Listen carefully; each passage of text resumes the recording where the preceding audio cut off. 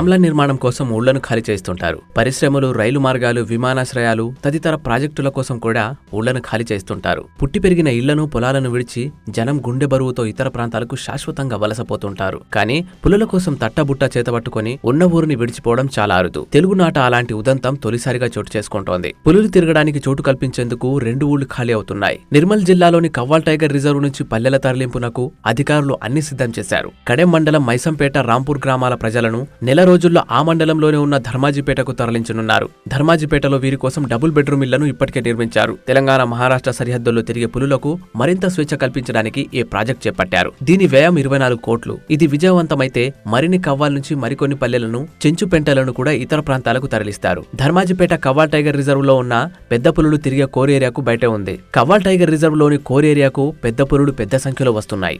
అయితే జనసంచారం, వాహనాల రోత వంటి కారణాలతో తిరిగి వెళ్లిపోతున్నాయి. కవ్వాల్ కోర్ ఏరియా మార్గంలో 10 పెద్ద పులులు తిరుగుతున్నాయి. పెద్ద పులుల సంఖ్యను పెంచాలని కేంద్ర ప్రభుత్వం, రాష్ట్ర ప్రభుత్వాలు సంకల్పించిన నేపథ్యంలో అవి కవ్వాలో స్థిర నివాసం ఏర్పాటు చేసుకునే అవకాశం కల్పించాల్సి ఉంది.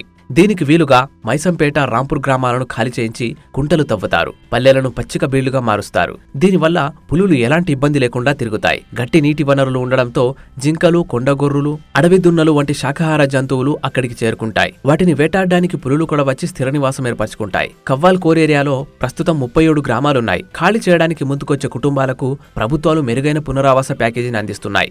మైసంపేట, రాంపూర్ ప్రజలకు ధర్మాజిపేటలో పునరావాసం కల్పించేందుకు 276 ఎకరాల అటవీ భూములను డీనోటిఫై చేశారు. 2 గ్రామాల్లో 142 కుటుంబాలు ఉన్నాయి. 48 కుటుంబాలు పరిహారం కింద ఒకేసారి 15 లక్షల రూపాయల ప్యాకేజీ తీసుకున్నాయి. 94 కుటుంబాలు డబుల్ బెడ్రూమ్ ఇళ్లను, 2.81 ఎకరాల చొప్పున సాగు భూమి తీసుకున్నాయి. కవ్వాల్ టైగర్ రిజర్వ్ గ్రామాల తరలింపు ఫలితాలు ఆశాజనకంగా ఉంటే ఉమ్మడి పాలమూరు జిల్లాలోని ఆమ్రాబాద్ టైగర్ రిజర్వ్ లోనూ ఇలాంటి ప్రాజెక్టును చేపడతారు. పులుల కోసం ఊళ్లను ఖాళీ చేయించడం విచిత్రంగా ఉన్న వన్యప్రాణుల సంరక్షణలో దీనికి కీలక పాత్ర ఉంది. అటవీ భూములు రోజురోజుకు కుచించుకుపోవడంతో అడవి జంతువులు తిండి తిప్పలు లేక ఆకలి చావలకు గురవుతున్నాయి. కొన్ని ఊళ్ల మీద పడి దాడి చేస్తుంటే కొన్నిటిని స్మగ్లర్లు హతమారుస్తున్నారు. జాతీయ మృగమైన పెద్ద పులుల సంఖ్యను పెంచడానికి కేంద్రం కోట్ల నిధులు వెచ్చిస్తోంది. పులుల సంఖ్యలోనే కాదు, వాటి సంరక్షణలోనూ అగ్రస్థానంలో ఉండాలని చర్యలు చేపడుతోంది.